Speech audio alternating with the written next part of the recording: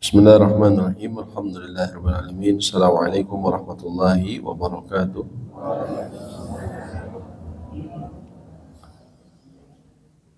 Innal hamdalillah nahmaduhu wa nasta'inuhu wa nastaghfiruh wa na'udzu billahi min shururi anfusina wa min sayyiati a'malina.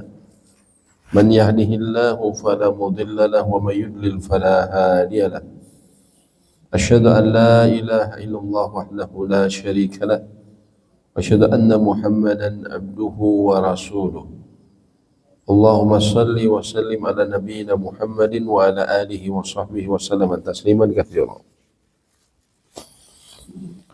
Wa ba'du, qala Allah ta'ala fi kitabihil aziz, ya ayyuhalladzina amanu taqullaha haqqa tuqatih wa la tamutunna illa wa antum muslimun.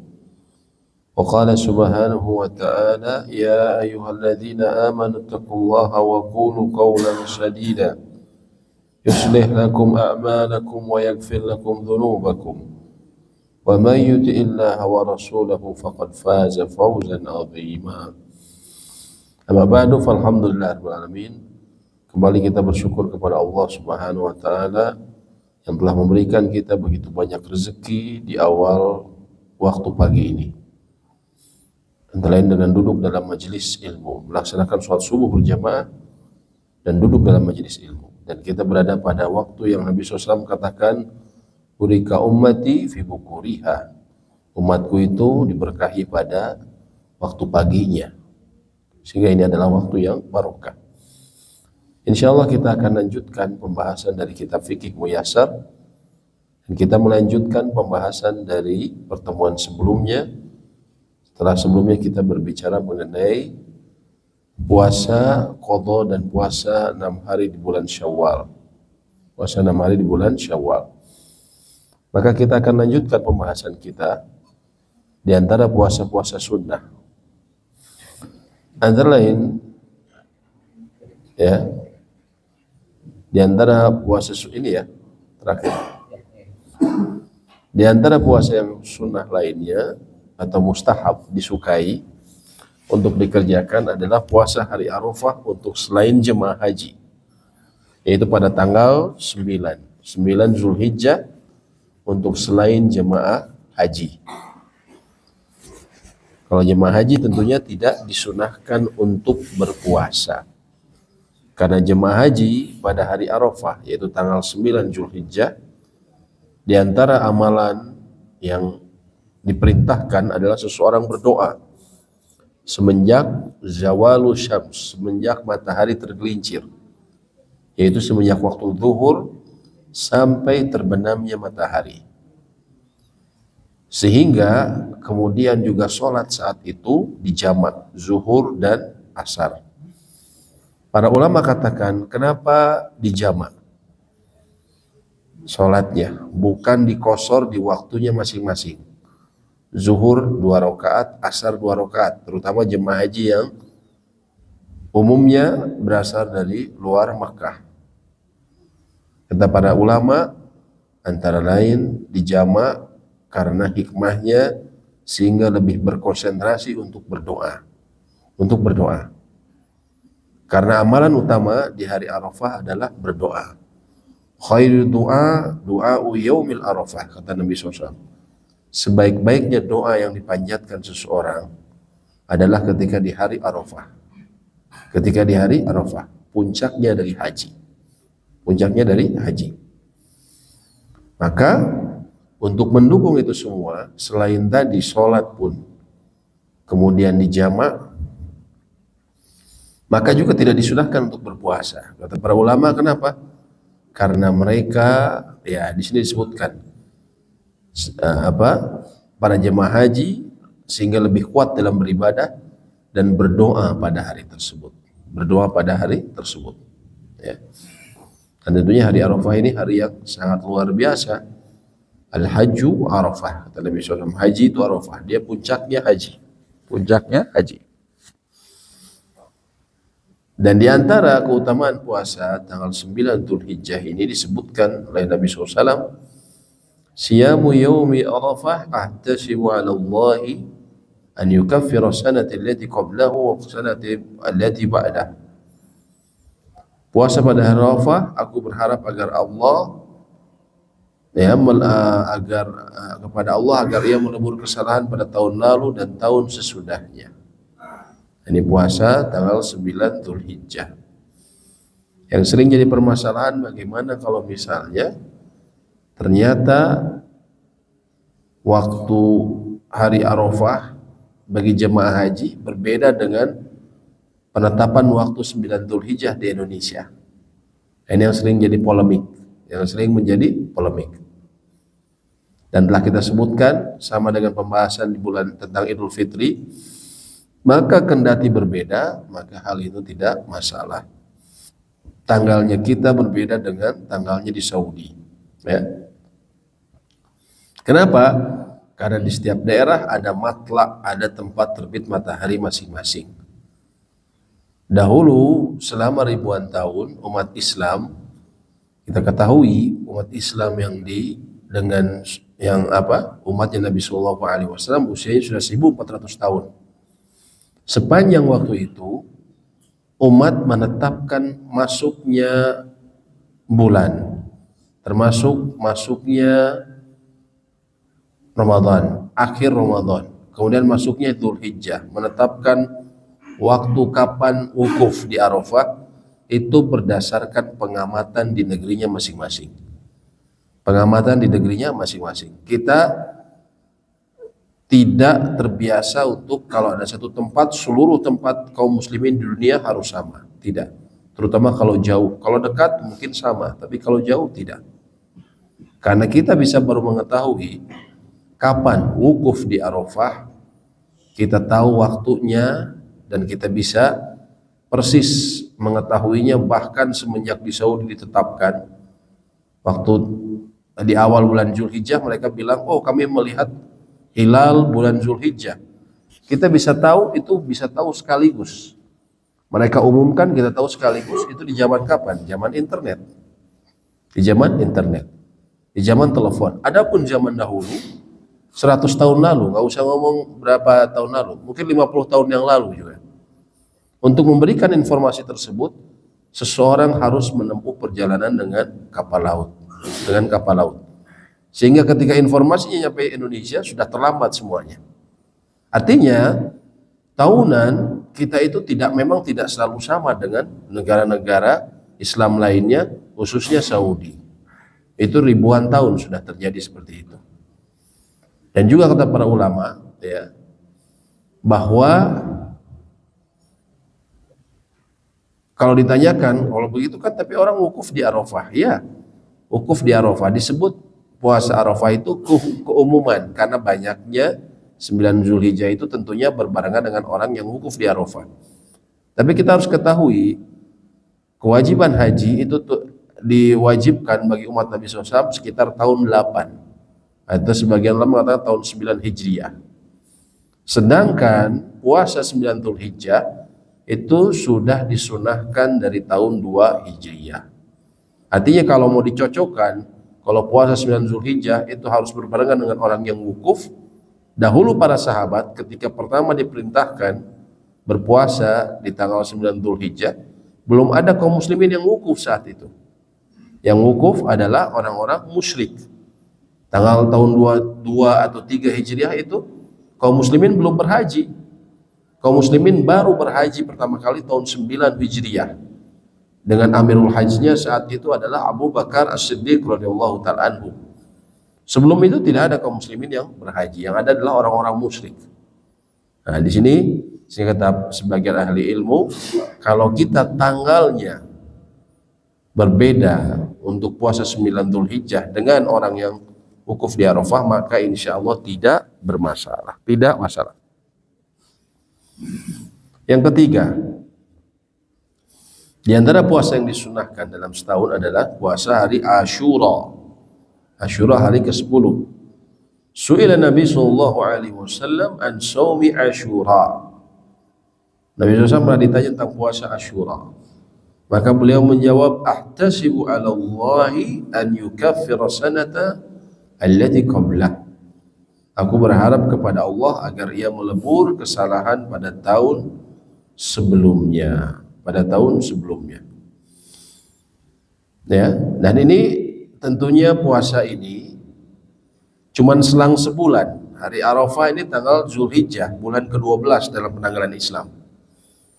Adapun Asyura bulan pertama, ya.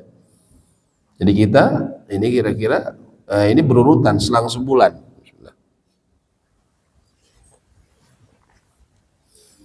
Yang disebut menghapus melebur kesalahan pada tahun sebelumnya atau tahun sesudahnya, kata para ahli ilmu yang dimaksud adalah dosa-dosa kecil. Dosa-dosa kecil. Walaupun kita tidak boleh menyepelekan dosa kecil. Sebagaimana para ulama katakan la tahqiranna shaghira. Janganlah kalian sepelekan dosa kecil. Innal jibal minal hasa. Karena sesungguhnya gunung itu terbuat dari batu dan kerikil yang kecil. Jadi dosa itu kalau dikoleksi karena dosa kecil, kadang kita anggap sepele. Namun kita kerjakannya, kata orang Sunda, kerep gitu ya, sering. Kita kerjakannya sering, tapi karena kita anggap itu mah kecil. Tahu-tahu ternyata dalam catatan amal sudah menggunung. Ya, sama seperti itu tadi. Gunung itu terbuat dari batu dan kerikil. Batu dan kerikil kecil. Maka ini memang menghapus dosa kecil, namun penting untuk kita lakukan. Adapun dosa besar itu bisa dihapus, kata para jumhur ulama, dengan bertobat. Dan pintu tobat dibuka kapan saja. Selama kalau untuk pribadi, manusia orang per orang, pintu tobat itu batasannya, kata Nabi SAW, hatta yughargir, sampai seseorang yughargir, ngorok waktu mau meninggal. Orang mau meninggal kan kedengeran, udah di akhir hayatnya ngorok Pak ya, udah mau dicabut nyawanya, yughargir. Sebelum itu tobat seseorang diterima. Tapi kalau udah seperti itu baru dia tobat seperti Fir'aun, maka terlambatlah sudah. Adapun secara global, setelah umat manusia seluruhnya, tobat itu diterima sampai sebelum matahari terbit dari barat. Karena nanti di hari menjelang hari akhir, matahari Allah akan terbitkan dari barat. Sebelum itu terjadi, maka tobat diterima. Bagi pribadi ya tadi, sebelum dia sekarat tadi, yukorgir, sebelum dia dicabut nyawanya. Sehingga yang disebut di sini tadi, kembali kita sebutkan, yang dilebur dosanya adalah dosa-dosa kecil. Walaupun ya kita tetap harus bersemangat, karena bisa jadi ternyata sudah menggunung. Dan juga dianjurkan berpuasa 1 hari sebelumnya atau 1 hari sesudahnya. Jadi kalau mau lebih utama, yaitu di bulan Muharram ini juga sehari sebelum dan sesudahnya. Berdasarkan perkataan Nabi SAW, ya, la'in baqitu ila qabil la asummanna tashi'. Bila aku masih hidup sampai tahun depan, niscaya aku akan berpuasa pada hari yang ke-9. Ternyata beliau pada tahun berikutnya meninggal, ya. Dan juga berdasarkan sabda Nabi SAW, sumu yawman qablahu aw yawman ba'dahu khaliful yahud. Berpuasalah 1 hari sebelumnya atau sesudahnya, selisilah orang Yahudi. Jadi pada nanti Muharram ini, yang utama adalah kita bisa puasanya 3 hari. Ya, tanggal 9, 10, dan 11 untuk menyelisih orang Yahudi. Kalau tidak 9 dan 10. Kalau tidak 10 atau 11. Kalau tidak tanggal 10 saja. Tanggal 10 saja, walaupun ya kita berusaha untuk menambahkan supaya bisa menyelisih orang Yahudi. Maksudnya menyelisih orang Yahudi kenapa? Karena mereka pun tanggal 10 Muharram itu mereka berpuasa. Kenapa berpuasa? Karena diyakini bahwa tanggal 10 Muharram itu hari ketika Nabi Musa alaihi salam dan Banu Israel diselamatkan dari kejaran Fir'aun.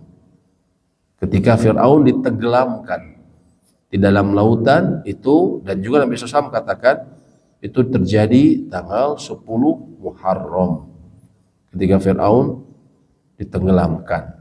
Ya, ketika Fir'aun ditenggelamkan dan Bani Israel selamat ketika membelah lautan. Sehingga Bani Israel kemudian disunahkan waktu itu mereka berpuasa dan diikuti sampai walaupun sudah banyak perubahan agamanya, namun diikuti oleh orang-orang Yahudi, Bani Israel yang yang mereka adalah tentunya yang menyimpang. Orang yang Bani Israel yang menyimpang, bahkan kita ketahui sekarang selain menyimpang juga mereka bersifat binatang, ya, bersifat binatang, bahkan lebih hina dari binatang orang-orang Yahudi. Tapi sayangnya kita semua melihat sadisnya dan juga tidak manusiawinya, tidak berkemanusiaannya orang-orang Yahudi, tapi tanpa sadar banyak yang kita itu mengikuti Yahudi dalam beberapa model kehidupan. Nabi SAW di sini mencontohkan bahkan dalam puasa juga selisihlah orang Yahudi. Yang keempat tentunya puasa yang sangat populer, puasa hari Senin Kamis setiap pekan. Karena Nabi SAW yataharra syiyam al-itsnain wal khamis. Nabi SAW biasa menunggu puasa hari Senin dan Kamis. Turadul a'malu yaumal itsnain wal khamis. Amal-amal diperlihatkan pada hari Senin dan Kamis. Wa uhibbu an yuradu amali wa ana shaim. Maka aku ingin agar amalku diperlihatkan sedangkan aku dalam keadaan berpuasa. Kemudian juga di antara sunnah lainnya adalah puasa 3 hari di setiap bulan. Berdasarkan sabda Nabi SAW kepada Abdullah bin Amr, ya. Beliau mengatakan, "Sumu min syahri salasata ayyamin." Berpuasalah 3 hari dan 1 bulan. Fa innal hasanati bi asyri amsalihha. Karena kebaikan itu dilipat gandakan 10 kali lipatnya. Wa dzalika mithlu syiyamid dahr. Dan itu seperti pahala puasa setahun. Maksudnya apa? Kalau seorang minimal berpuasa sehari atau sebulan 3 kali, maka karena kebaikan itu dalam Islam itu selalu digandakan 10 kali lipat, Pak. Dan ini selain perkataan Nabi SAW, dalilnya juga Allah sebutkan dalam surat Al-An'am. Di ayat-ayat terakhir surat Al-An'am Allah berfirman, "Man jaa'a bil hasanati falahu athru amsalihha." Barang siapa yang datang dengan membawa kebaikan maka bagi dia 10 kali lipatnya. Sehingga 3 hari, minimal 3 hari itu setara dengan 30 hari. Sehingga bila seseorang minimal sebulan puasa 3 hari, maka seperti puasa setahun. Dan juga ini berdasarkan perkataan Nabi SAW, "Ausani khalili bi thalathatin." Kata Abu Hurairah, aku atau kekasihku Nabi SAW berpesan 3 perkara kepadaku. Puasa 3 hari dari setiap bulan, sholat 2 rakaat duha, ya. Wa an utira qabla anam, dan hendaknya aku sholat witir sebelum tidur. Loh, bukannya witir itu afdolnya di sepertiga malam terakhir? Ya, bagi mereka yang mampu. Namun bagi mereka yang tidak mampu bangun seperti itu, contohnya kata para ulama Abu Hurairah. Karena Abu Hurairah ini beliau adalah penuntut ilmu. Beliau tinggal di Masjid Nabawi, disebutnya Ahlu Suffah.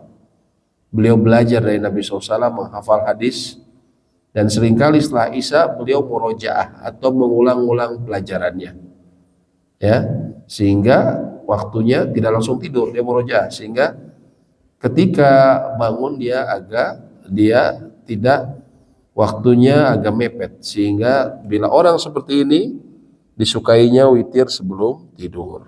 Jadi kembali kepada kondisi orang masing-masing. Dianjurkan agar puasa 3 hari ini dilakukan pada ayyamul bid. Apa yang disebut al-ayyam al-bid? Ayyam itu artinya hari-hari, bid artinya putih. Kenapa disebut putih?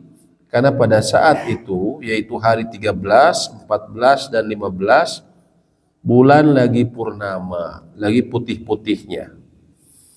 Kalau kita lihat bulan, dia lagi putih-putihnya, maka disebut hari-hari putih.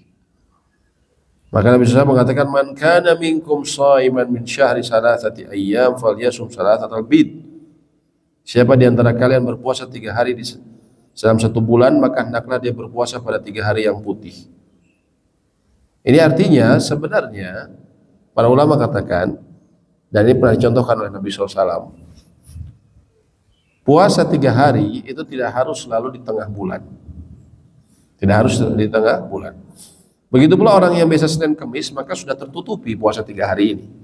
Sudah tertutupi, ya. Sudah lebih dari 3 hari berarti dia. Namun kalau yang afdol dilakukan di tengah bulan. Karena sebagian ulama mengatakan, ada riwayat yang menyebutkan Nabi SAW pernah melakukan puasa 3 hari ini di awal bulan, juga pernah di akhir bulan. Namun yang afdol tanggal 13, 14, dan 15. Namun itu bukan keharusan. Ya, jadi kalau seseorang, aduh saya nggak sempat di tanggal 13, saya 14, 15, 16 boleh nggak? Boleh saja. Atau saya tanggal 15, 16, 17 karena nggak sempat 13, 14, boleh saja. Ya. Jadi ini penetapan 13, 14, 15 ini adalah yang afdolnya. Ya.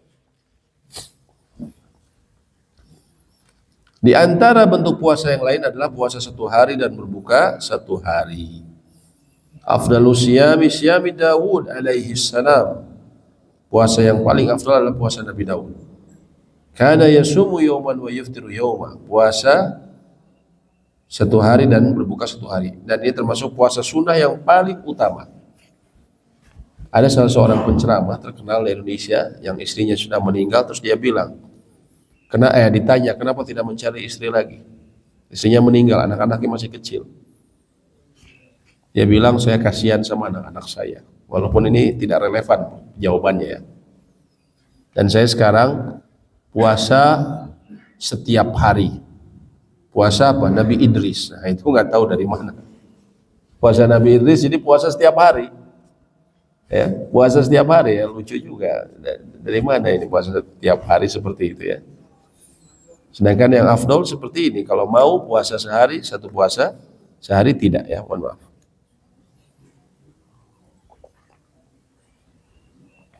Ya, jadi entah sumber dari mana, sahih. Kesahihannya dipertanyakan. Dibilang puasa Nabi Idris yang dia puasa setiap hari.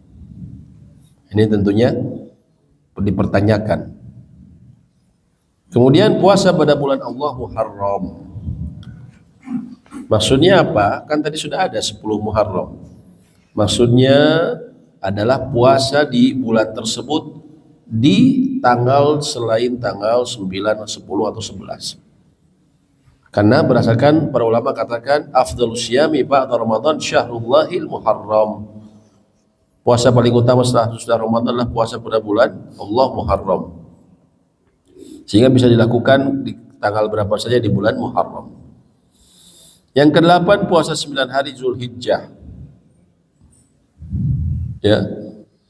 Ini sebagian ulama ada yang mengatakan bulan Zulhijjah itu puasanya bukan saja tanggal 9, tapi kalau mau bisa dari hari pertama. Karena ada hadis-hadis sahih yang menyebutkan keutamaan hari-hari itu. Nabi SAW katakan, "Ma min ayyam al-amalu salih fihin ahab ila Allahi min hadhil ashr." Tidak ada hari-hari di mana amal soleh pada hari tersebut lebih Allah cintai daripada hari-hari yang 10 ini. Artinya 10 hari di bulan Zulhijjah itu hari-hari yang utama. Sehingga diantaranya para ulama katakan termasuk seseorang berpuasa, sehingga boleh puasa 9 hari ya, sebelum Idul Adha. Ini menurut sebagian ulama. Puasa yang dimakruhkan dan diharamkan, antara lain dimakruhkan untuk menyendirikan puasa bulan Rajab, karena ia termasuk syiar orang-orang jahiliyah, di mana mereka mengagungkan bulan ini. Ya, kalau seseorang berpuasa pada bulan ini dan bulan lainnya maka tidak makruh. Tapi kalau menghususkan maka ini tidak boleh. Berdasarkan disebutkan Ada riwayat yang menyebutkan Ra'aitu Umar bin Khattab yadribu akuf. Pernah Umar bin Khattab memukul telapak tangan orang-orang yang berpuasa Rajab hingga akhirnya mereka meletakkannya di atas makanan. Kemudian dia berkata, "Kulu, makanlah," kata Umar. Fa innama huwa syahrun kanat tu'azzimuhu al-jahiliyah. Karena bulan Rajab itu bulan yang diagungkan orang-orang jahiliyah. Nah, ini kita hati-hati kalau ada ajakan menghususkan puasa pada bulan Rajab, ini adalah suatu kebiasaan yang tidak dicontohkan, bahkan kebiasaan orang-orang jahiliyah. Dimakruhkan untuk menyendirikan puasa pada hari Jumat berdasarkan sabda Nabi SAW, la tasumu yawmal jumu'ah, janganlah kalian berpuasa pada hari Jumat, illa an tasumu yawman qablahu aw yawman ba'dah, kecuali kalian berpuasa sehari sebelumnya atau sehari sesudahnya. Ya, sesudahnya atau sebelumnya. Begitu juga dengan hari Sabtu. Nabi SAW mengatakan, la tasumu yawmas sabt, janganlah kalian berpuasa pada hari Sabtu saja, illa fima uftirada alaikum, kecuali pada puasa yang diwajibkan atas kalian. Ya, maksudnya menyendirikan, mengkhususkan pada hari Sabtu tersebut. Kalau ditambahkan sehari sebelumnya atau sehari sesudahnya maka tidak mengapa. Ya, berdasarkan hadis yang disebutkan dari Ummul Mukminin Juwairiyah, saat Nabi SAW datang ke rumahnya pada hari Jumat, sedang dia dalam keadaan puasa. Kemudian Nabi SAW mengatakan, asumti ams, la, apakah kamu puasa kemarin? Maksudnya sebelum hari Sabtu. Dia mengatakan tidak. Turidina antasuma ghadan, apakah kamu ingin puasa esok hari? La, tidak. Maka Nabi SAW mengatakan, aftiri, kalau begitu berbukalah, jangan menyendirikan di hari Sabtu. Ya.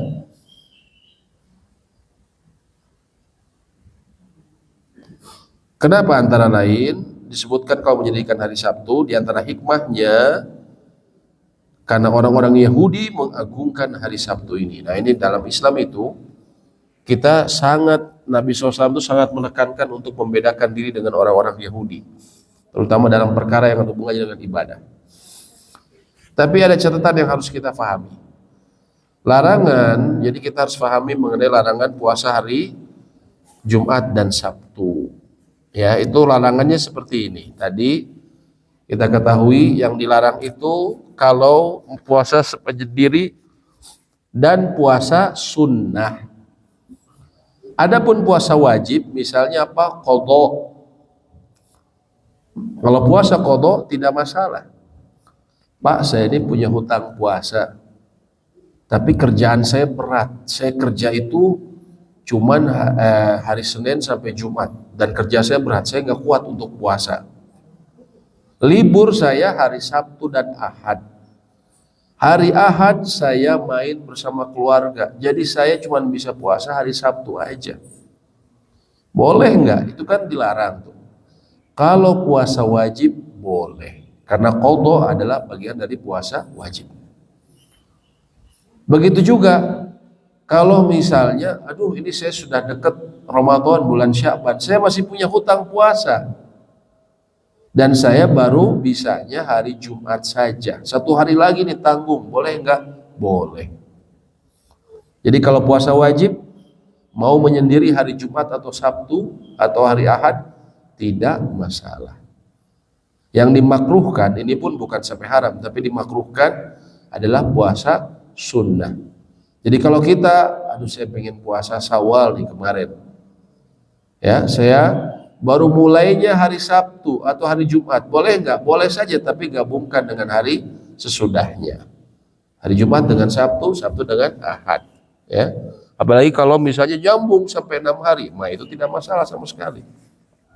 Tidak masalah sama sekali. Jadi yang tidak boleh itu, yang dimakruhkan kalau menyendiri, dan itu pun pada puasa sunnah. Adapun kata para ulama, kalau puasa sunnahnya khusus, bukan puasa Senin Kemis atau puasa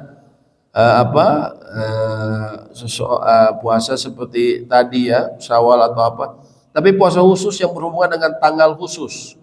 Misalnya puasa 9 Dzulhijjah atau puasa Muharram pas tanggal 10 Muharram, Asyura itu pas hari Sabtu, atau juga 9 Dzulhijjah pas hari Sabtu atau Jumat. Nah kalau itu gimana? Boleh nggak menyendiri? Nah kalau itu umumnya ulama jumhur mengatakan boleh, karena dia sunnah yang memiliki keutamaan khusus, berbeda dengan sunnah biasa. Kalau Syawal kan itu tanggalnya kita bisa kapan saja, tapi kalau yang ini tanggalnya memang khusus, tanggal 9 atau tanggal 10. Maka pada saat itu boleh seseorang walaupun cuma menyendiri, ya, di hari Sabtu saja atau Jumat saja. Juga diharamkan puasa pada hari Syak yang diragukan, yaitu hari ke-30 dari bulan Sya'ban, 1 bulan sebelum bulan Ramadan. Bila di langit ada sesuatu yang menghalangi ru'yatul hilal, misalnya kan kita telah sebutkan bahwa metode menetapkan masuknya Ramadan yang diakui ulama-ulama, ya, ahli ilmu, dan sudah disepakati adalah ru'yatul hilal, melihat hilal. Andaikan terhalang ada awan, ya, sehingga ini kemudian tidak terlihat, jadi kemungkinan hari digenapkan, Sya'bannya menjadi 30 karena tidak terlihat hilal.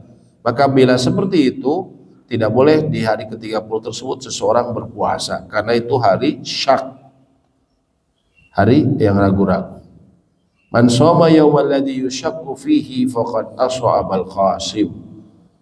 Barang siapa yang puasa pada hari yang diragukan oleh orang-orang, maka dia telah mendurhakai Abul Qasim, nama kunyah Nabi SAW. Jadi orang Arab biasa punya ada nama kunyahnya. Nabi SAW nama kunyahnya itu Abu Al-Qasim, ayahnya Qasim, salah satu anak beliau namanya Al-Qasim, ya. Namun sebagaimana anak-anak laki-laki Nabi SAW lainnya, anak-anak Nabi SAW itu yang laki-laki semuanya meninggal saat usia masih bayi, tidak ada sampai yang besar, ya. Yang besar itu anak-anak perempuan. Kemudian juga Nabi SAW mengatakan, la yataqaddamanna ahadukum Ramadan bisaumin yaumin aw yaumin. Janganlah kalian mendahului puasa Ramadan dengan puasa sehari atau 2 hari. Kecuali orang yang biasa berpuasa pada hari tersebut, maka silakan berpuasa. Maksudnya apa? Kalau misalnya kita nggak biasa puasa, terus saya mau puasa sunnah, katanya bulan Sya'ban Nabi SAW sering puasa, kemudian dia puasa sehari atau 2 hari sebelum Ramadan, maka ini tidak boleh. Tapi kalau dia terbiasa, nah saya biasa Senin Kemis, ini kemungkinan Ramadan itu hari Selasa. Nah ini kan hari Senin, saya udah biasa Senin Kemis, boleh nggak? Boleh. Atau puasa ini kemungkinan Ramadan hari Rabu, nah saya puasa hari Senin, boleh, ya, karena dia terbiasa. Kan kita dengarkan ada larangan puasa dari pertengahan bulan Sya'ban, ya itu bagi mereka yang ngedadak puasa. Tapi kalau yang terbiasa puasa maka tidak masalah, ya. Kemudian tentunya diharamkan puasa pada 2 hari raya, Idul Fitri dan Idul Adha. Ini dilarang, ya, berdasarkan hadis-hadis Nabi SAW. Kemudian diharamkan puasa pada hari-hari tasyrik, yaitu 3 hari sesudah Idul Adha, 12, 13 Dzulhijjah, ya. Namun bagi yang melaksanakan haji tamattu, umumnya orang haji Indonesia itu haji tamattu, haji bersenang-senang. Kenapa tamattu disebut senang-senang? Karena dia umroh dulu, setelah umroh selesai baru dia kemudian berhaji. Disebutnya tamattu, mutamatti, ya, haji yang menyenangkan, yang santai. Atau haji kiron, ya. Haji tamattu dan kiron itu nanti dia diwajibkan membeli hadyu, ya, hewan sembelihan, ya. Namun kalau dia tidak punya, saya tidak punya cukup harta untuk beli hadyu, maka dia boleh berpuasa. Maka dia boleh berpuasa pada hari-hari tasyrik, yaitu dia puasa 3 hari di tanah suci dan 7 hari di kampung halamannya. Nah 3 hari itu kalau kemungkinan dia, saya tanggal 15 saya udah pulang ke tanah air, saya kloter pertama, maka boleh dia lakukan di hari-hari tasyrik. Ini menurut pendapat mazhab Imam Syafi'i dan Imam Ahmad. Jadi mereka mengatakan kalau hari tasyrik itu khusus bagi yang haji, khususnya haji tamattu dan qiron, dia tidak bisa membeli hadyu, maka dia boleh ganti dengan berpuasa di hari-hari tersebut, ya. Allahu a'lam bishawab. Demikian yang mungkin kami bisa sampaikan. Apabila ada diskusi atau pertanyaan, kami persilahkan. Ya, mangga Pak.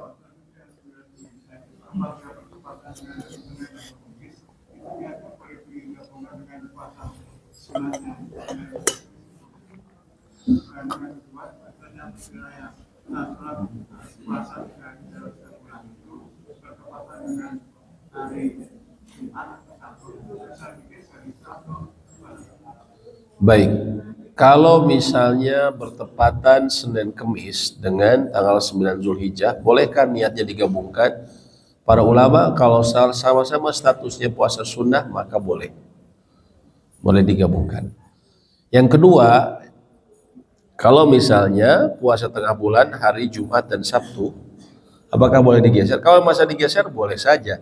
Cuman sebenarnya tidak masalah, kan puasa Ayyamul Bid 3 hari kan? Nah, jadi tidak masalah. Berdiri sendiri yang tidak boleh. Bapak 2 hari saja sudah boleh, apalagi kalau 3 hari. Jadi insya Allah tidak masalah. Ya, Allahu a'lam bishawab. Silakan Bu.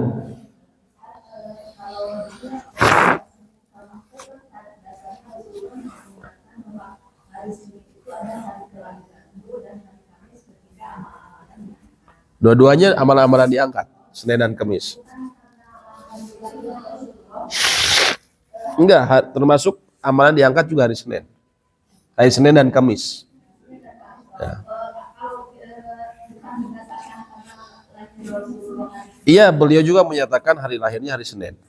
Kalau dari dasar itu bisa kita berpuasa ketika hari lahir kita? Tidak perlu. Kenapa? Karena kita sama Nabi SAW bedanya apa? Kita orang biasa, beliau Nabi SAW Nabi. Dan Nabi itu ketika beliau melaksanakan sesuatu, mengucapkan sesuatu, melakukan sesuatu, atau menyetujui sesuatu, maka itu jadi syariat. Itu jadi syariat. Makanya disebut ada asyru at-tasyri', masa pensyariatan. Dalam fikih Islam itu ada yang disebut masa pensyariatan. Itu kapan? Ketika Nabi SAW masih hidup. Ketika beliau hidup, beliau berkata, beliau berbuat, beliau menyetujui sesuatu, maka itu jadi bagian dari syariat.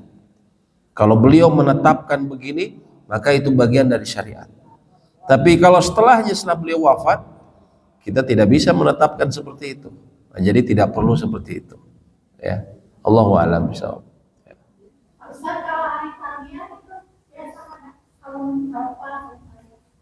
Saum apa? Tarwiyah. Oh, ya. Allahu a'lam bishawab. Yang kami pernah baca, puasa tarawih itu tanggal 8 Dzulhijjah, itu dasarnya kurang kuat, namun bisa dikerjakan berdasarkan keumuman tadi bahwa di 1 sampai 10 Dzulhijjah itu hari-hari terbaik dunia, hari-hari terbaik untuk beramal.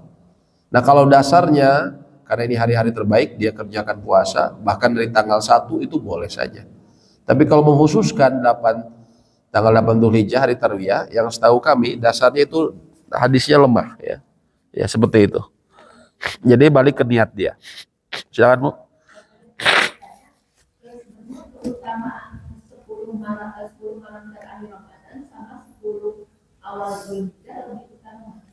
Sama-sama utama Bu. Kan dalam surat Al-Fajr disebutkan walayalin asyr, dan malam yang 10 demi malam yang 10 demi malam yang 10. Layalin asyar kata para ahli ilmu itu adalah malam-malam terakhir di bulan Ramadan. Namun juga layalin asyar maksudnya adalah 10 hari terakhir, 10 hari di awal bulan Dzulhijjah siangnya. Sehingga para ulama mengkompromikan dalam 1 tahun waktu paling afdol untuk beramal soleh kalau malamnya adalah malam Ramadan, 10 hari terakhir Ramadan. Tapi kalau siangnya, yang disebut siang itu dari sholat subuh sampai sholat maghrib, dari terbitnya fajar sampai tenggelamnya matahari. Kalau waktu itu, waktu siangnya, maka yang paling afdal adalah 10 hari bulan Zulhijjah. Nah itu, jadi tidak bertentangan. Kalau siangnya 10 hari bulan Zulhijjah yang paling utama, adapun malamnya 10 hari di akhir bulan Ramadan. Allahu a'lam bishawab. Ya. Silakan, ada yang tanyakan lagi? Baik, bila tidak ada yang tanyakan lagi, demikian yang bisa kami sampaikan. Semoga memberikan manfaat dan semoga Allah memberikan kita taufik untuk bisa beramal dengan amal-amal soleh. Allahumma anfa'na bima 'allamtana wa 'allimna ma yanfa'una wa zidna ilma. Rabbana atina fid dunya hasanah wa fil akhirati hasanah wa qina adzabannar. Subhanakallahumma wa bihamdik, asyhadu an la ilaha illa anta, astaghfiruka wa atubu ilaik. Assalamualaikum warahmatullahi wabarakatuh.